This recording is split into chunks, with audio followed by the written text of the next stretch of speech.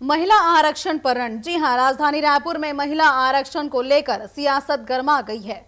पूर्व मुख्यमंत्री भूपेश बघेल ने भाजपा पर परिसीमन के जरिए राजनीतिक लाभ लेने का आरोप लगाया। वहीं मुख्यमंत्री विष्णुदेव साय और छत्तीसगढ़ के उप मुख्यमंत्री अरुण साव ने कांग्रेस और इंडिया गठबंधन पर महिलाओं के अधिकारों का विरोध करने का आरोप लगाया। महिला आरक्षण को लेकर प्रदेश में बयानबाजी भी तेज हो गई है। क्या कुछ कहा है पूर्व मुख्यमंत्री भूपेश बघेल और मुख्यमंत्री विष्णुदेव साय ने, चलिए आपको सुनाते हैं।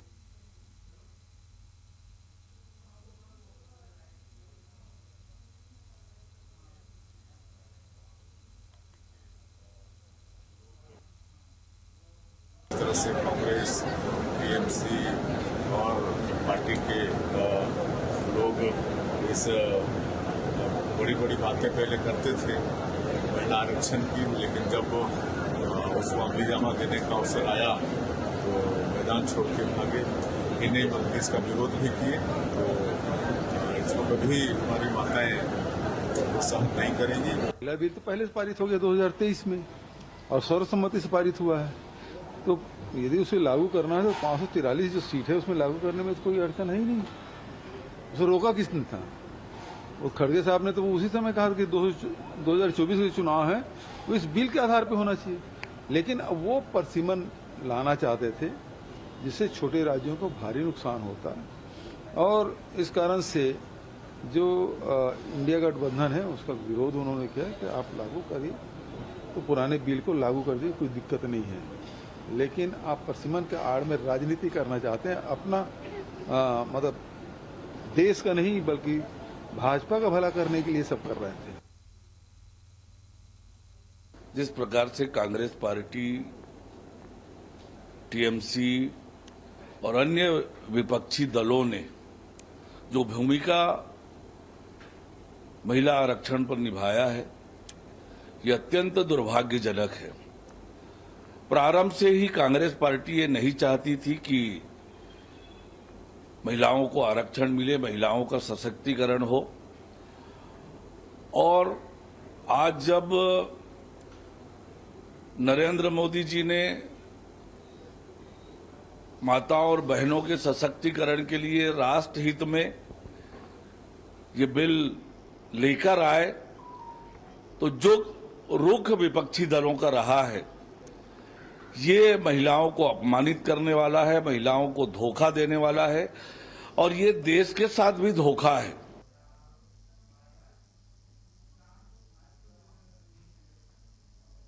तो अभी आपने सुना कि कैसे छत्तीसगढ़ में महिला आरक्षण बिल को लेकर जो है सियासत गर्मा गई है। बता दें कि लोकसभा में महिला आरक्षण बिल पास न होने के बाद कांग्रेस और बीजेपी एक बार फिर से एक दूसरे के आमने सामने आ गए हैं। बता दें कि कांग्रेस जहां इसे राजनीतिक मुद्दा बता रही है, बीजेपी के खिलाफ बोल रही है कि बीजेपी सिर्फ अपने फायदे के लिए ये बिल लाना चाहती थी। वहीं जो है अब भारतीय जनता पार्टी इसे महिला विरोधी बता रही है, कांग्रेस के खिलाफ इस्तेमाल कर रही है और बता रही है कि कैसे कांग्रेस ने हमेशा महिलाओं को झूठे वादे दिए हैं और बस राजनीति के लिए ही उनका इस्तेमाल करती हैं।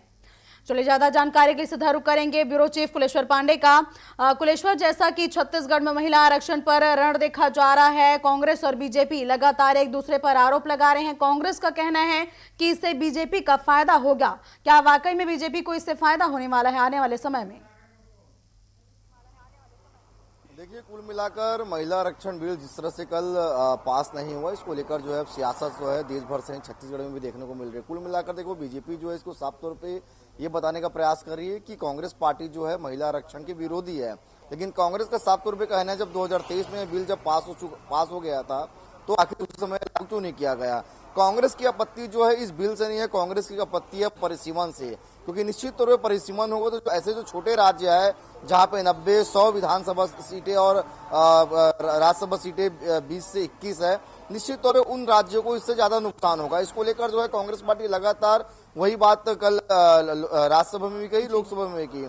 इसी को लेकर कांग्रेस पार्टी आपत्ति जता रही है। लेकिन जिस तरह से भारतीय जनता पार्टी जो है अब इसको एक तरह से मुहिम के तौर पे पूरे देश भर में चलाने का प्रयास करिए। देखिए, बंगाल में चुनाव है, ऐसे में ये मुद्दे को जो है भारतीय जनता पार्टी जो है पूरा भुनाने का प्रयास करेगी और ये बताने का प्रयास करेगी कि कांग्रेस पार्टी के कारण आरक्षण बिल पास नहीं हो पाया। क्योंकि जब महिलाओं की बात आती है, मुद्दा सीधा जो है महिलाओं से जुड़ता है और महिलाओं की आबादी पूरे देश भर में ज्यादा है। तो ऐसे में ये पूरे मामले को लेकर जो है भारतीय जनता पार्टी जो है एक मुहिम के तौर पर चलाने का प्रयास करे और ये बताने का प्रयास करिए जनता को कि कांग्रेस पार्टी के कारण जो है बिल पास नहीं हो पाया। कांग्रेस पार्टी जो है महिला के आरक्षण विरोधी है, लेकिन कांग्रेस पार्टी भी अपनी पूरी तैयारी करके रखी है। आपको एक बात और बताना चाहूंगा कम से कि छत्तीसगढ़ में भी इसको लेकर जो है अब भारतीय जनता पार्टी मोर्चा खोलने वाली है। कुछ ही देर में जो है मुख्यमंत्री निवास में जो है तमाम मंत्री विधायकों की बैठक है, उसमें मुख्य दिशा निर्देश भी दिया जाएगा। क्योंकि जिस तरह से कल सीएम साय का बयान आया था, उन्होंने भी कांग्रेस पर तंज कसा था, लेकिन भूपेश बघेल ने भी स्पष्ट किया कि हम बिल का विरोध नहीं कर रहे हैं, हम जो इसमें परिसीमन और जनगणना की बात हो रही है इसका विरोध कर रहे हैं। तो कुल मिलाकर ये सियासत जो है थमने वाला नहीं है, क्योंकि अभी कई राज्यों में चुनाव है। ऐसे में भारतीय जनता पार्टी का पूरा फोकस उन्हीं राज्यों पे होगा और ये बताने का प्रयास किया जाएगा कि कांग्रेस पार्टी जो है आरक्षण बिल को पास होने नहीं दी। जी जैसा कि आपने कहा कि आने वाले समय में चुनाव है, इसको लेकर लगातार ये मुद्दे को भुनाने की कोशिश की जा रही है, तो क्या इससे चुनावी लाभ बीजेपी को मिल सकता है कुलेश्वर? अब देखिए, लाभ और हानि तो बाद में पता चलेगा, लेकिन मुद्दा तो है, क्योंकि महिला से जुड़ा हुआ मुद्दा है। तो ऐसे में भारतीय जनता पार्टी एक मुहिम की तरह हर चीज को चलाती है। आप देखे हैं क्योंकि जिस तरह से कल पक्ष और विपक्ष में जो वोट पड़े उससे स्पष्ट हो गया। तो बीजेपी पहले थी कि कांग्रेस पार्टी नहीं चाहती है पास हो, लेकिन मैंने कहा कि कांग्रेस ने तर्क दिया कि 2023 में जब ये बिल पास हो गया था उसी समय लागू क्यों नहीं किया। क्योंकि देखिए, कल भी अगर बिल पास हो जाता तो ये बिल लागू नहीं होता, 2029-2030 तक लंबा जाता, क्योंकि जब तक जनगणना और परिसीमन नहीं होता उसके पहले बिल को पास नहीं किया जाता। देखिए, इस बिल में बहुत सारे बिंदु हैं, बहुत सारे तकनीकी की बात है, लेकिन बीजेपी को एक बड़ा मुद्दा मिल गया है कांग्रेस को घेरने के लिए, और देश भर में कांग्रेस पार्टी घेरने के लिए बीजेपी इसको मुहिम की तरह हर राज्यों में चलाएगी जहां जहां उनकी सरकार है।